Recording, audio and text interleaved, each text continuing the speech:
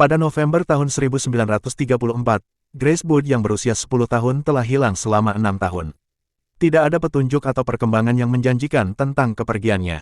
Lalu ibunya Grace menerima surat kaleng. Isi surat itu berbunyi, "Nyonya Boot yang terhormat, pada hari Minggu tanggal 3 Juni tahun 1928 saya mengunjungi rumah Anda. Membawakan Anda kue keju stroberi. Kami makan siang. Grace duduk di pangkuanku dan menciumku. Aku memutuskan untuk memakannya." Surat aneh yang diterima Nyonya Boot pada malam November yang dingin itu dimulai dengan kisah seorang yang menyukai daging manusia dan diakhiri dengan gambaran mengerikan tentang pembunuhan putri Nyonya Boot dan dipanggang dalam oven. Albert Fish lahir pada tanggal 19 Mei tahun 1870 di Washington DC dari pasangan Randall dan Ellen Fish. Sebagai seorang anak, Fish diganggu oleh penyakit mental seperti juga sejumlah anggota keluarganya. Saudara laki-lakinya yang berada di rumah sakit jiwa, sementara ibunya secara rutin mengalami halusinasi visual. Ayahnya berusia 75 tahun pada saat Fish lahir dan meninggal ketika Albert baru berusia 5 tahun. Ibunya yang menjanda tidak memiliki sumber daya untuk merawat Albert dan ketiga saudara kandungnya sendirian. Lalu ibunya menitipkan mereka di sebuah panti asuhan. Albert Fish menghabiskan sebagian besar masa kecilnya di panti asuhan Rumah Saint John untuk anak laki-laki, sebuah panti asuhan yang terletak di Albany Avenue dan Saint Mark's Avenue. Pengasuh di panti asuhan sering memukuli anak-anak, bahkan sesekali memaksa anak-anak untuk saling menyakiti. Ketika anak-anak lain hidup dalam ketakutan akan hukuman yang menyakitkan, Albert malah menikmatinya. Albert ada di panti asuhan sampai hampir berusia 9 tahun. Di panti asuhan itulah Albert dan anak-anak yang lain sering mendapat cambukan dan siksaan lainnya. Ketika ibunya dianggap cukup stabil secara mental dan cukup mandiri secara finansial, Albert dibawa pulang pada tahun 1880. Semenjak di panti asuhan, gangguan mental Albert menjadi lebih parah. Albert suka memukul diri sendiri semenjak keluar dari panti asuhan. Kemudian dia berkenalan dengan seorang bocah dan memulai hubungan yang tidak sehat dengan bocah itu pada tahun 1882. Bocah itu memperkenalkannya pada praktik seksual urolagnia dan copropagia serta konsumsi kotoran manusia. Karena suka menyakiti diri sendiri membuatnya terobsesi dengan mutilasi diri secara seksual. Albert menjadi kecanduan menusukkan jarum ke selangkangan dan perutnya. Albert juga suka mencambuk dirinya sendiri dengan dayung kecil bertabur paku. Bukannya sakit tapi Albert malah menikmatinya. Pada tahun 1890 Albert pindah ke New York City di usianya ke-20 tahun. Di sanalah kejahatannya terhadap anak-anak dimulai. Albert menjadi semakin ingin tahu tentang rasa sakit orang lain. Albert mulai melacurkan dirinya sendiri untuk memikat korbannya. Ketika sudah mendapatkan mangsanya, Albert membawa mangsanya itu ke rumahnya. Di dalam rumah itu, Albert tidak mau membuang waktunya untuk memperkosa dan menyiksa korban-korbannya. Dan yang paling parahnya, Albert menganiaya dengan menggunakan dayung bertabur paku sebagai senjata favoritnya. Kejadian yang mengerikan itu tidak pernah ada yang tahu dan seolah memang tidak terjadi apa-apa. Pada tahun 1898 Albert menikah dengan seorang wanita yang diperkenalkan ibunya dan menjadi ayah dari 6 anak. Pada tahun 1910, Albert bekerja sebagai pelukis rumah di Delaware. Di sana Albert bertemu dengan Thomas Keden. Albert dan Thomas memulai hubungan sadomasokis. 10 hari setelah pertemuan dengan Thomas, Albert membujuk Thomas untuk datang ke sebuah rumah pertanian yang ditinggalkan oleh pemiliknya. Namun ketika Thomas tiba, Thomas langsung dikunci oleh Albert. Selama 2 minggu Albert menyiksa Thomas tanpa ampun.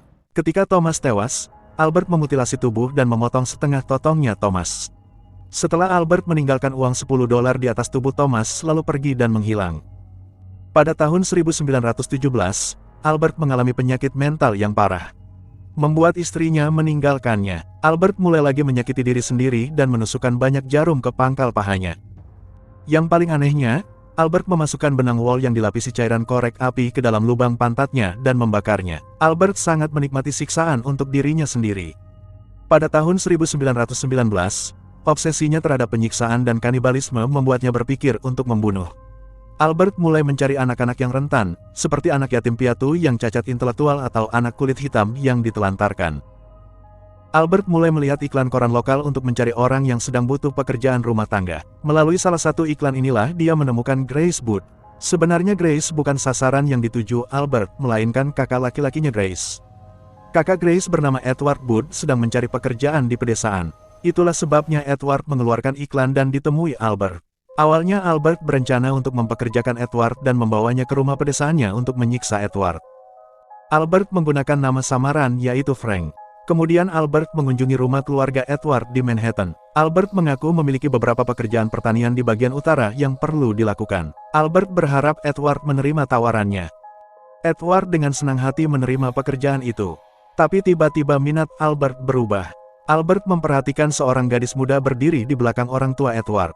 Gadis itu bernama Grace. Grace saat itu berusia 10 tahun. Saat mendiskusikan pertanian fiktifnya dan pekerjaan imajiner yang akan dilakukan Edward, Albert memikirkan rencana baru agar bisa membawa Grace.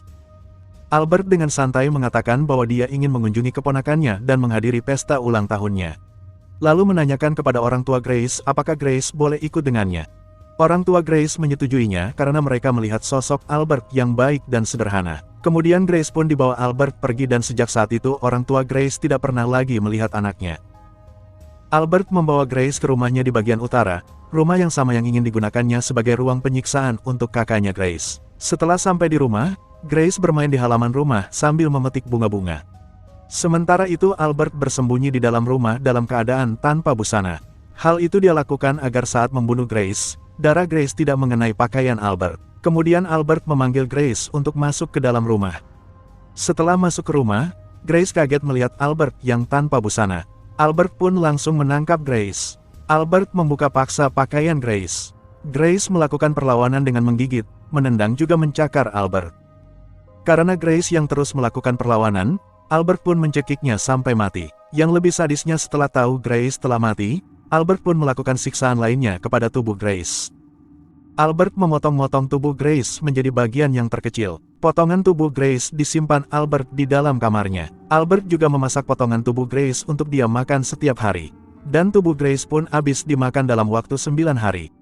Setelah kematian Grace, Albert menulis surat untuk keluarga Grace. Albert menuliskan bagaimana Grace mati di tangannya dengan cara yang mengerikan. Tentu saja tulisan itu membuat keluarga Grace bingung, panik, dan juga emosi. Kemudian keluarga Grace melaporkan hilangnya anak mereka kepada polisi. Keluarga Grace memberikan surat dari Frank nama samaran Albert. Setelah membaca tulisan surat itu, polisi pun langsung melakukan penyelidikan. Selama penyelidikan, polisi memperhatikan surat itu dan melihat tulisan New York Private Chauffeurs Benevolent Association. Polisi langsung menuju ke perusahaan itu dan menanyakan perihal kertas tersebut. Pihak perusahaan mengatakan bahwa kertas tersebut telah digunakan oleh petugas kebersihan yang bekerja di perusahaan itu. Petugas kebersihan itu tinggal di rumah sewa. Kemudian polisi pun mendatangi rumah petugas kebersihan itu. Ketika polisi berada di rumah sewa petugas kebersihan, mereka melihat Albert yang ternyata juga menyewa kamar di sana. Polisi mencurigai Albert karena ada ciri-ciri yang sama dengan Frank yang menculik Grace. Kemudian polisi melakukan wawancara kepada Albert. Polisi pun dibuat kaget atas pengakuan Albert. Albert mengakui perbuatan kejinya terhadap Grace. Lalu Albert pun ditangkap untuk segera diproses secara hukum. Albert mengungkapkan detail persis dari apa yang telah dia lakukan pada Grace serta lusinan anak lainnya. Namun pada akhirnya, hanya 3 anak termasuk Grace yang bisa dibuktikan secara konkret sebagai korbannya. Albert juga bertanggung jawab atas pembunuhan seorang anak laki-laki berusia 4 tahun bernama Billy Gaffney.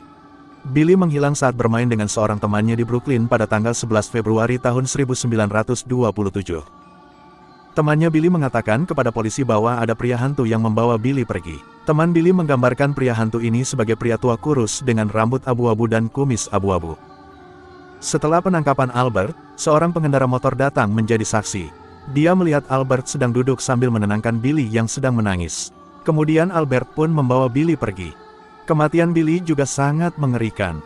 Billy dicambuk sampai berdarah, memotong telinga, hidung, mulut dan mencungkil matanya. Kemudian Albert menikam perut Billy dan meminum darahnya. Hingga saat ini mayat Billy belum juga ditemukan. Akhirnya Albert disidang pada tanggal 11 Maret tahun 1935 dan Albert didampingi pengacaranya bernama Jack Dempsey. Dempsey mengatakan jika Albert mengalami gangguan jiwa alias gila. Albert mengaku berhalusinasi pendengarannya berupa suara-suara yang menyuruhnya untuk membunuh anak-anak. Banyak psikiater yang terlibat dalam persidangan itu yang mendukung permohonan kegilaan. Namun hakim memutuskan Albert cukup waras untuk dinyatakan bersalah. Persidangan memakan waktu 10 hari dan diakhiri dengan vonis yang membuat Albert dieksekusi dengan sengatan listrik pada tahun berikutnya. Sambil menunggu nasibnya di balik jeruji besi di penjara Sing Sing di Ossining, New York, Albert diizinkan menulis serangkaian catatan tentang kejahatannya. Ini akan membantu wartawan yang meliput kasus mengerikan itu dengan lebih baik. Sebelum dieksekusi pada tanggal 16 Januari tahun 1936, pengacara Albert Fish, Jack Dempsey, menolak untuk membagikan catatan kliennya. Dempsey mengatakan bahwa apa yang digambarkan Albert terlalu mengerikan untuk konsumsi publik. Polisi akhirnya menemukan tulang Grace yang dikubur oleh Albert di sebuah rumah kosong di Westchester Hills. Akhirnya pada tanggal 16 Januari tahun 1936 Albert Fish dieksekusi mati di kursi listrik.